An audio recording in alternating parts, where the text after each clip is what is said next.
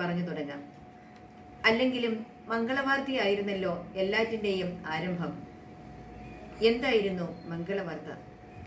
മറിയം എന്ന യഹൂദ പെൺകുട്ടിയോട് നിന്റെ ഉള്ളിൽ ദൈവമാതാവ് എന്ന ദൈവിക പദ്ധതി ഉറങ്ങിക്കിടപ്പുണ്ട് എന്ന് ഓർമ്മപ്പെടുത്തുകയായിരുന്നു മാലാഖ ചെയ്തത്.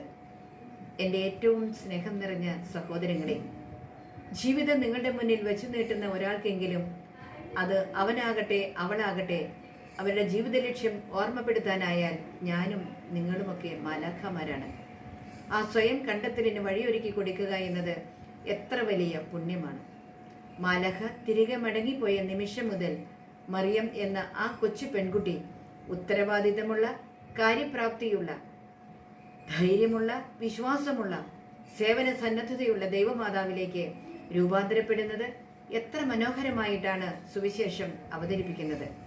ഒരു മാലാഖയുടെ മംഗളം നിറഞ്ഞ കണ്ടുമുട്ടൽ ഈ മണ്ണിൽ ഓരോ മനുഷ്യനും ആഗ്രഹിക്കുന്നുണ്ട്.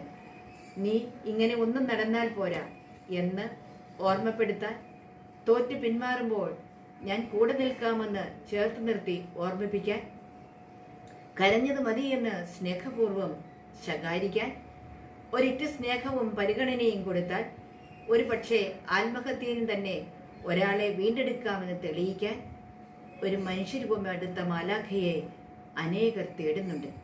അങ്ങനെ ഒരാളെ കണ്ടെത്തിയാൽ അത് ജീവിത പങ്കാളിയോ കൂടപ്പിറപ്പോ